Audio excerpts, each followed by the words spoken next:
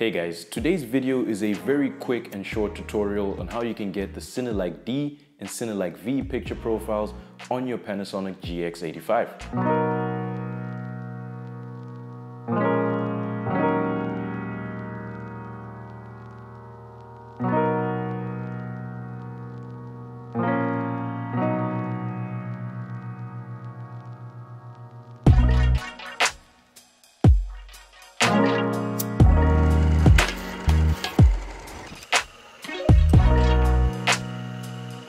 The Panasonic GX85 was released mid-year in 2016 and it is a great mirrorless camera.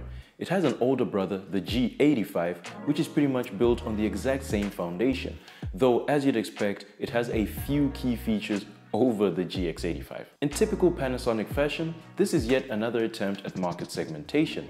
The G85 has the Cinelike D and V cinematic picture profiles for video, a better EVF, weatherproofing, and longer battery life. What's disappointing is the fact that the GX85 actually has the exact same cinematic picture profiles built in as well. However, Panasonic disabled them because they weren't willing to spend money on developing a different camera interface. Well, what if I told you that you could actually get the Cinelike V and D picture profiles on your GX85?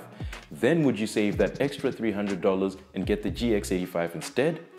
Definitely something to think about, especially if you're a videographer. I personally did exactly that and picked the GX85 over the G85 once I learned that you could get the cinematic picture profiles through a quick and simple hack, and this is how you can do it. The first thing you want to do is download this HTML file, which will be in the description below.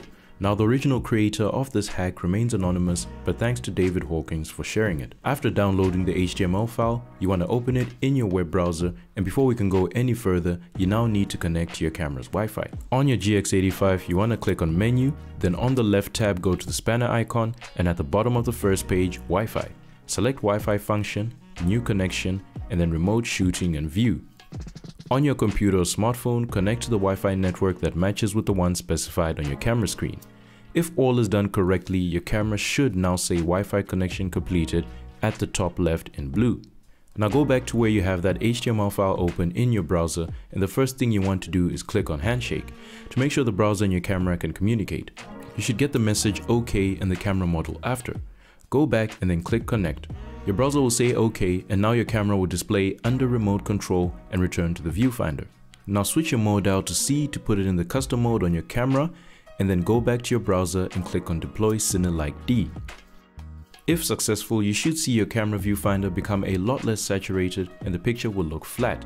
Next to the C1 icon on the top left, the standard picture profile we had before has now disappeared, and now that area is blank. That is always a good way to test and see if the hack has actually worked. You can also further confirm this by going to Menu, then under the Motion Picture tab on the left, select Photo Style. In the Photo Style menu, the name of the photo style should be blank. If it still reads any of the other built-in profiles, then the hack didn't work and you might want to start over.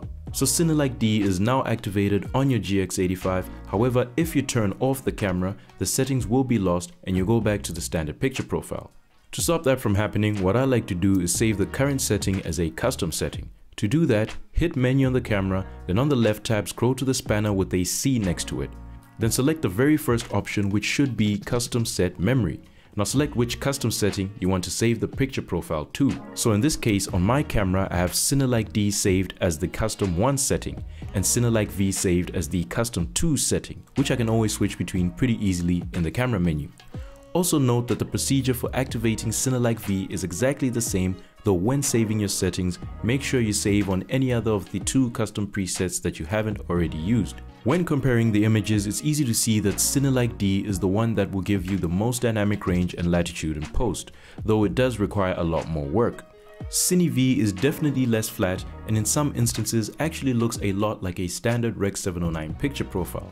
It's all really up to you. I only use Cine D simply because I don't really see the point of Cinelike V, especially when it looks really close to a standard profile. What I like to do is further enhance the Cine D profile to squeeze in a little more dynamic range by lowering contrast, sharpness, noise reduction, and saturation. That's the image I like to work with in post. Keep in mind that if you do want to make changes to these profiles, you have to go back to the custom set memory setting again to save your changes. Otherwise, your custom picture profiles will reset every time you turn your camera off. So there you have it, folks. That is how you can get the Cinelike D and V picture profiles on your Panasonic GX80 or GX85. Thanks for watching, and I hope that this video has been helpful to you. Please leave a like or a comment, and don't forget to hit that subscribe button as well as turn on notifications for more videos like this. Catch you folks in the next one.